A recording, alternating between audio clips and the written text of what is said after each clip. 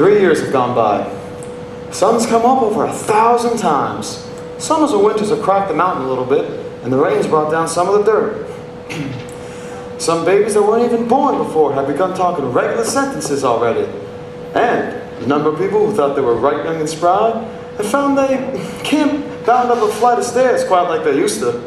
Well, their hearts floating a little, that is. All that can happen in 1,000 days. Nature's been pushing and contriving in other ways as well. A lot of young people fell in love and got married. Yes, the mountain's backed off a few fractions of an inch. Millions of gallons of rain have come by the mill, and here and there, a new house has been set up under a roof. You know, almost everybody in the world gets married. In our town, there aren't hardly any exceptions. I mean, most people climb into their graves married. The first act is called the daily life. This act is called love and marriage, and I bet you can guess what the next act is called. So, it's 3 years later, it's 1904, it's July 7th, right after the high school commencement. That's when most of our young people decide to jump up and get married. I guess as soon as they finish their final examinations in Cicero's orations and solid geometry, they find themselves fit to get married. It's early morning again. Only this time it's been raining. It's been pouring and thundering. Mrs. Webb's garden and Mrs. Gibbs over here, drenched. All those bean poles and pea vines, drenched. All along Main Street, it looked like rain been blowing curtains. I don't know. Could begin again at any moment.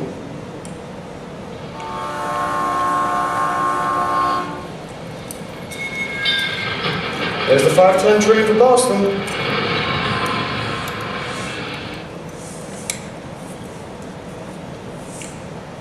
And here's Mrs. Gibb and Mrs. Webb come downstairs to make their breakfast as if it was an ordinary day. Now, I don't think I have to tell the women in this audience that both these ladies they see here before them, both these ladies cook 3 meals a day. One for 20 years and the other for 40. They raised 2 children apiece, washed, cleaned the house, and never had a nervous breakdown.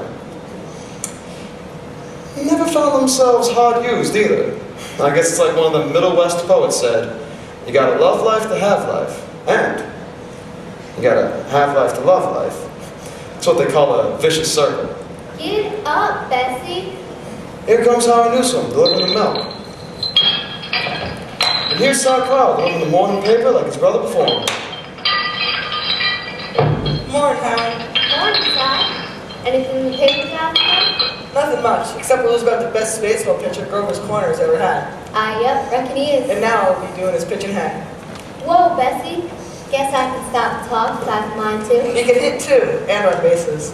Yep, mighty fine ball player. I don't see how you give something up like that just to get married. Would you have, Harry? Can't tell you, Cy. Never had an account that way. Morning, Howie. Morning, Bill. You're up early. Morning, Mr. Warren. Seeing if there's anything I can do to prevent a flood. River's been rising up all night. Cy Crowell here is all broke up about George Gibbs retiring from baseball. Ooh, yes, that's how it goes. In '84 we had a player, Si. Even George Gibbs couldn't touch him. Named Hank Todd. Went down to Maine and became Parson.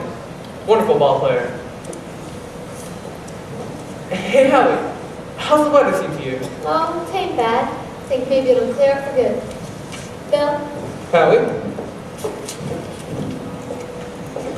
Good morning, Howie. Morning, Miss Gibbs.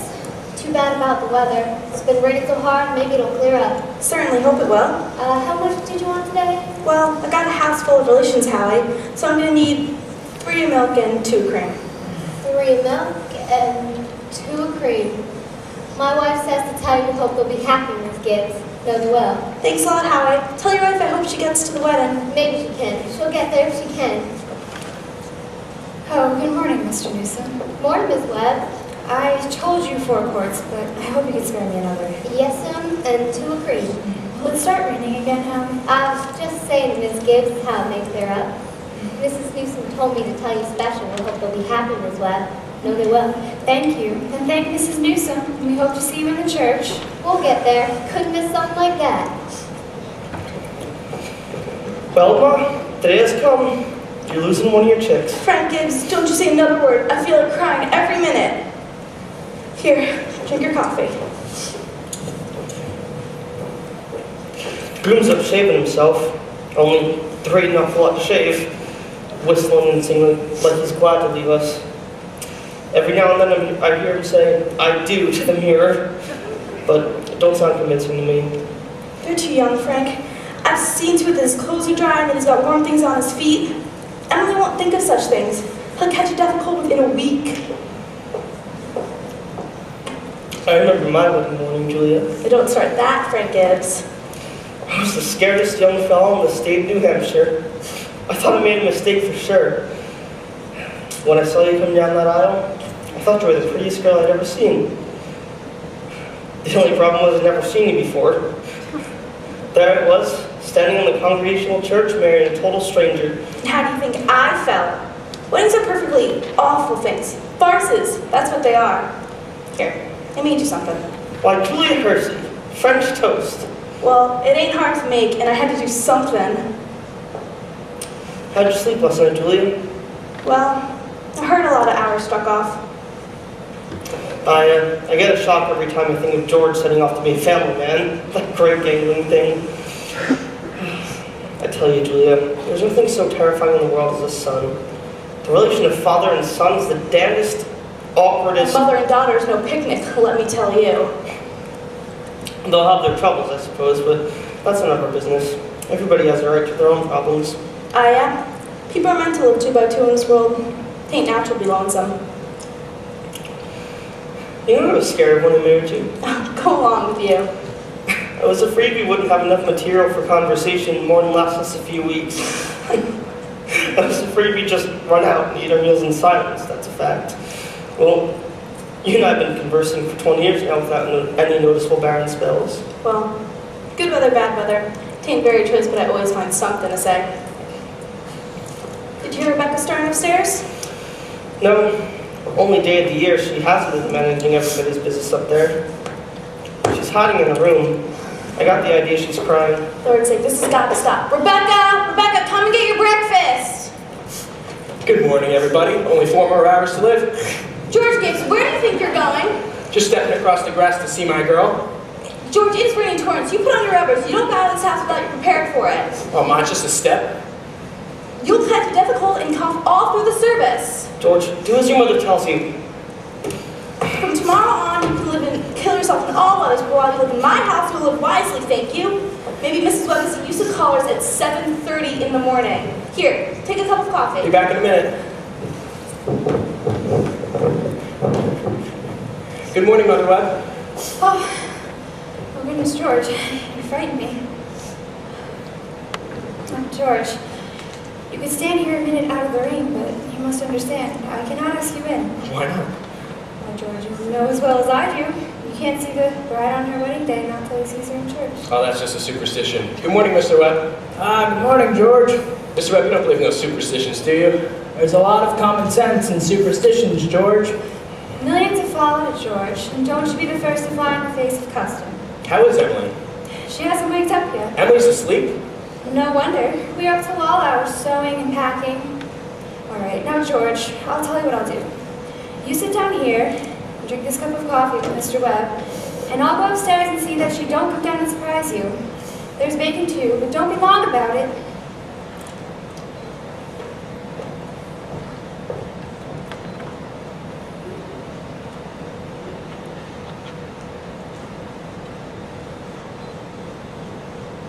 Well, George, how are you? No, I'm fine. Mr. Webb, what common sense could there be in a superstition like that? Well, on a wedding morning, a girl's head is full of clothes and one thing or another. That's probably it, don't you think? Yeah, I never thought of that. Girl's apt to be a mite nervous on her wedding day. Gee, I wish a person could get married with all that marching up and down. Every man that's ever lived has felt that way, George, but it hasn't been any use. It's the women folk who've built up weddings, my boy. For a while now, the women have it all their own. A man looks mighty small at a wedding, George. All those good women standing shoulder to shoulder, making sure that the knot is tied in a mighty public way. Well, you believe in it, don't you, Mr. Webb? Yes. Yes. Now, George, don't misunderstand me. Marriage is a wonderful thing. A wonderful thing. Now, don't you forget that. No, sir. Mr. Webb, how old were you when you got married? Well, I'd taken time to settle down, and I'd been to college, but Mrs. Webb, she wasn't much older than what Emily is. Age hasn't got much to do with it, George, compared with other things. What were you going to say, Mr. Webb? I don't know. Was I going to say something? George, the other night I was remembering the advice my father gave to me when I got married, yes. He said, Charles, he said, start right off showing who's boss. Best thing to do is give an order about something, even if it don't make sense, just so she'll learn to obey, he said. Then he said, if anything about her irritates you at all, her conversation, her anything, just get up and leave the house. That'll make it clear to her. Oh, and yes, he said, never let your wife know how much money you have. Never. Well, I couldn't So I accept took the opposite of his advice, and I've been happy ever since. So let that be a lesson to you, George, to never take advice of anybody on personal manners. Are you going to raise chickens on your farm, George? What? Are you going to raise chickens on your farm? Yes. Uncle Luke's never gone into chickens much, but I've been George, a figuring it book out. came into my office on the philo system of raising chickens. I'm thinking of beginning a small way myself in the backyard. I'm going to put an incubator in the Charles, cellar. Are you talking about that incubator again? I thought you two be talking about things worthwhile. Well, Myrtle, if you want to give the boy some good advice, I'll go upstairs. Now, George, Emily's got to come down and eat her breakfast. She sends you her love, but she doesn't want to lay her eyes on you. Bye. Goodbye. Well, Myrtle, I guess you never heard that older superstition. What do you mean, Charles? Since the caveman, that no bridegroom should see his father-in-law on the day of the wedding, or near it. Now remember that. Thank you very much, Mr. and Mrs. Webb. Now, I'm afraid I'm going to have to interrupt you again. You see, we want to know how all this began. This wedding, this plan to spend a lifetime together. I'm awfully interested in how big things like that begin. You all know how it is. You're 21 or 22, you make a few decisions, and then whoosh, you're 70. And you've been a lawyer for 50 years. And that white-haired lady by your side has eaten over 50,000 meals with you. How do such things begin? George and Emily here are going to show you the conversation they first had when they knew, so the saying goes, they were meant for one another. But before they do that, I want you to remember what it was like when you were very young, and particularly the days when you were first in love. You were like a person sleepwalking. You didn't quite see everything on the street you were walking on, and you certainly didn't quite hear everything that was being said to you. You're just a little bit crazy. Remember that, please? You'll be coming out to the high school commencement at 3 o'clock. George here has just been elected class president of the senior class. And as this is June, that means he'll be president all next year. And Emily here has been elected secretary and treasurer.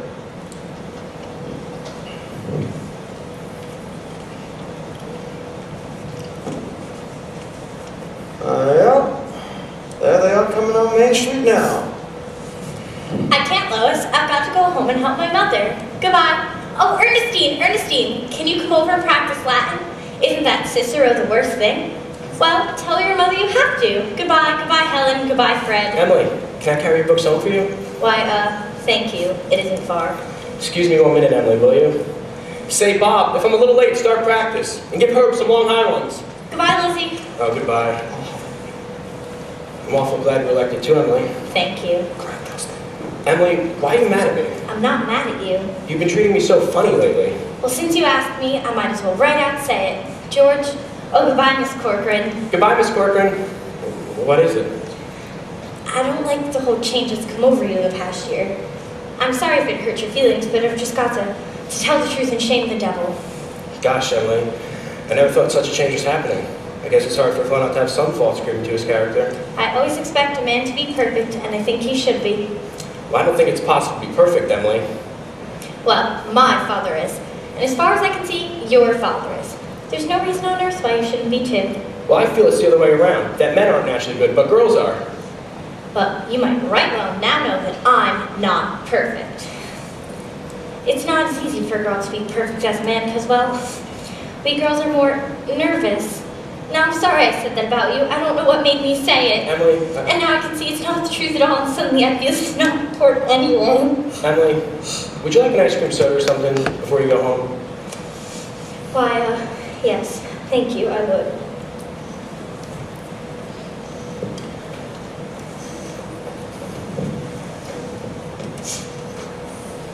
Hello, Stu, how are you? Oh, good afternoon, Mrs. Slocum. Hello, George. Hello, Emily. What do you have? Why, Emily Webb. What you been crying about? Oh, she got an awful scare, Mr. Morgan. That hardware store wagon almost ran her over. Everybody says Tom Huckins drives like a crazy man. Why, you look all shook up. Here, you take a good drink of water.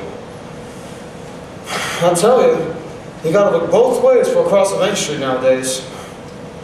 Gets worse every year. Now what'll it be? I'll have a strawberry phosphate, Mr. Morgan. No, Emily, have a soda with me. Well, 2 strawberry ice cream sodas, Mr. Morgan. Yes, sir. 2 strawberry ice cream sodas coming right up. Now, I want to tell you, the 225 horses in Grover's Corners, this minute I'm talking to you now. State inspector came in here yesterday talking about these new automobiles. The best thing I think to do is just to stay home. Why, I remember a time where a dog could lie in the middle of Main Street all day, and you know what? Nothing would happen to it. There you go. Oh, yes, Mrs. Ellis, what do you need? I'll be right with you. they're so expensive. No, don't you think of that, Emily. We're celebrating our election. And do you know what else I'm celebrating? No. I'm celebrating because I got a friend who tells me all the things that ought to be told to me. Oh, George, please don't think of that. I don't know why I said it. Isn't true, No, you stick to it. I'm glad you spoke to me the way you did. But you'll see, I'm going to change so quickly, you bet I'm going to change. And Emily, Yes, George. I want to ask you a favor. Emily, if I go away to State Agricultural College next year, will you write me a letter once in a while? I certainly will. I certainly will, George. It certainly seems being away from Grover's Corners for 3 years, you get awful out of touch with things. Grover's Corners isn't a very important place when you think of all New Hampshire, but it's a very nice town. The day wouldn't come when I wouldn't want to know everything about our town. I know that's true. Well, I'll try to make the letters interesting. You know, Emily, whenever I meet a farmer, I ask him if he thinks it's important to go away to agricultural school. Why, George? Yeah, and some even say it's a waste of time. You could get all that stuff anyway in the pamphlets the government sends out. And Uncle Luke's getting pretty old. He's about ready for me to start taking over his farm tomorrow if I could. My. Yeah, and like you said, being gone all that time, in other places, meeting new people. Gosh, Emily, if such a change should happen, I don't want to go away. I guess new people probably aren't any better than the old ones. I bet they almost never are. Emily, you're as good as a friend as I got. I don't need to go away and meet new people in other towns. George, maybe it's very important that you go and learn all that about cattle judging and soils. Of course, I don't know. Emily, I'm going to make my mind right now. I won't go. I'll tell Pop about it tonight. I don't see why you have to decide now. It's a whole year away. You know, Emily, I'm glad you spoke to me about that fault in my character. What you said was right, but there was one thing wrong in it. That's where you said I wasn't noticing people. And you, for instance. Why you say you were watching when I did everything? Why I was doing the same thing with you all the time? Why, sure. I always thought of you as one of the chief people I thought about. I always made sure where you were sitting on the bleachers and who you were with. And for 3 days now, I've tried to walk you home, but something's always gotten in the way. Yesterday, I was over there by the wall waiting for you, and you walked home with Miss Corcoran? Why, George, life's awful funny. How could I have known that? I thought that... Emily, I'm going to tell you why I'm not going to agricultural school. I think once you found the person you're very fond of, I mean a person who's fond of you too and likes you well enough to be interested in your character, well, I think that's just as important as colleges, and even more so. That's what I think. I think that's awfully important, too. Emily, if I do improve and make a big change, would you be? I mean, could you be? I am now, and I always have been. So I guess this is an important talk we've been having. Yes, yes. Wait just a minute, I'll walk you home. Mr. Morgan, I'm gonna have to run home and get you the money to pay for this. What's that? George Gibbs, do you mean to tell me? Yes, but I have reasons, Mr. Morgan. Look, take my gold watch. Keep it until I come back with the money. That's okay, George. I'll trust you. You keep your watch. I'll be back in 5 minutes. I'll trust you for 10 years, George. Not a day over. Got all over your shock there, Emily? Why, yes. Thank you, Mr. Morgan. It was nothing. I'm ready.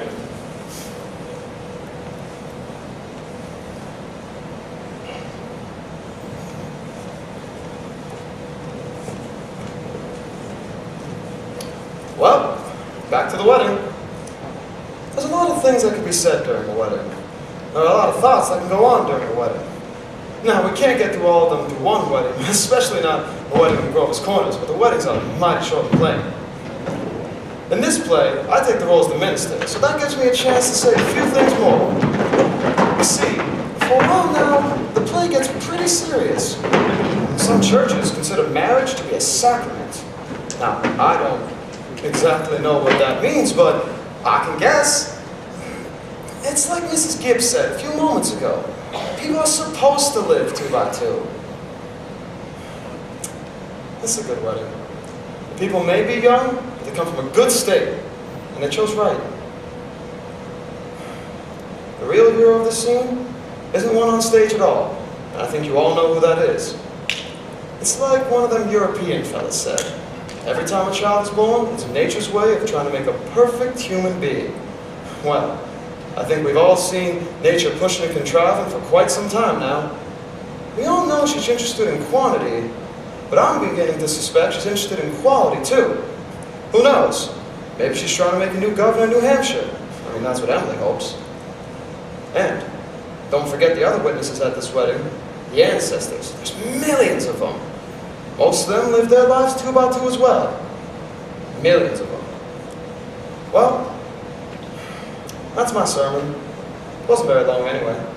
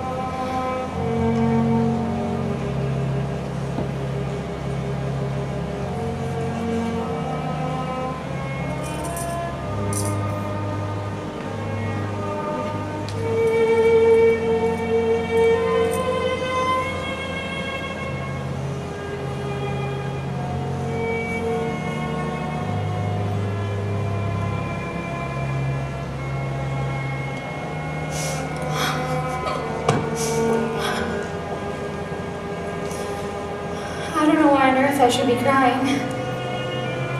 I suppose there's nothing to cry about, really. This morning, it came over me.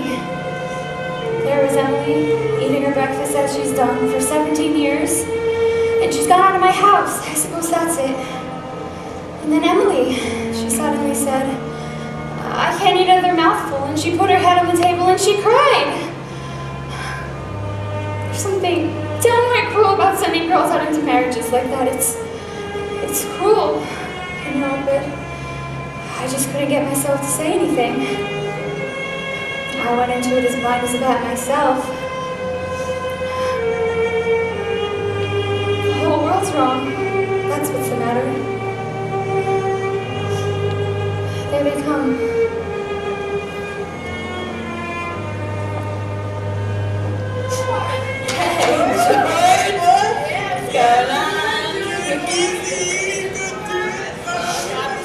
All right, that's enough of that.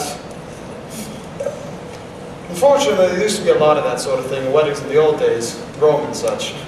We're a lot more civilized now. So they say. George, what's the matter with you? Ma, I don't want to grow old. Why is everybody pushing me so? George, you wanted to. No, Ma, listen. No, you're a man now. Ma, for the last time, listen to me. All I want to do is to be a fella. George, if anyone should hear you, I'm ashamed of you. What? Where's Emily? You gave me such a fright. Cheer up, Ma, I'm getting married. Let me catch my breath a minute. Now, Ma, you save Thursday nights. Emily and I are coming over for dinner every Thursday night. You'll see. Why, Ma? We're about funny. What are you crying about? Come on, we gotta get ready for this.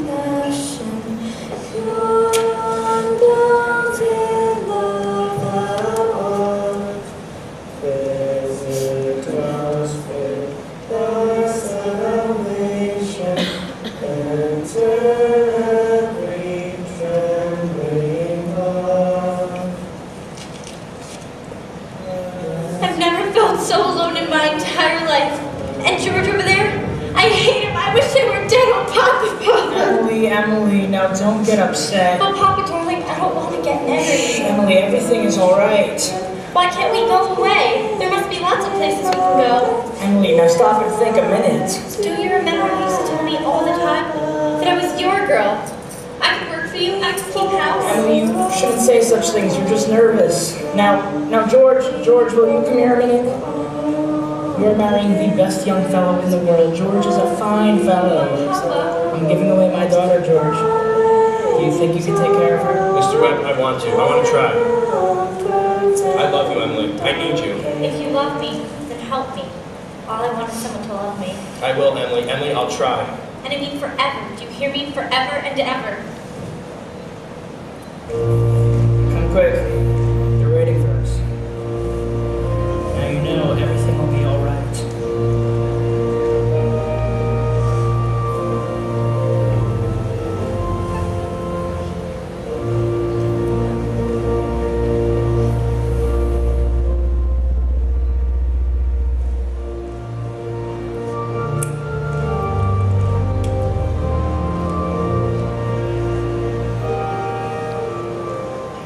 Dear George, take Emily to be your wedding bride. Perfectly lovely To have wedding. and to hold. Loveliest This wedding day I ever forward, saw. to love and Oh, I cherish. can love the wedding, Rich or don't you? poor, Doesn't she make a lovely bride? I do. You, Emily, take George. Oh, I've never been to such a beautiful wedding. To have and to I hold. don't know what it is, but This I day always forward, cry. to love and I guess I cherish. just like to Rich see or young people poor, happy. till death do you Oh, I think part. it's lovely. I do.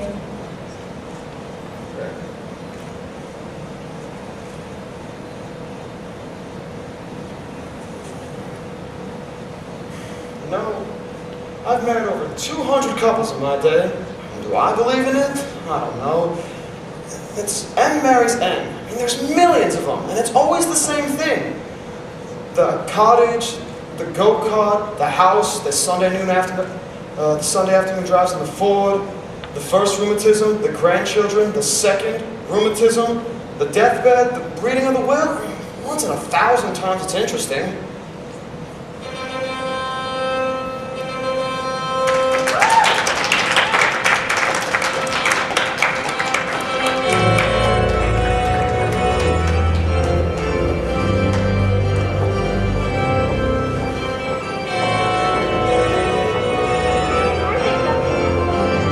Beautiful wedding.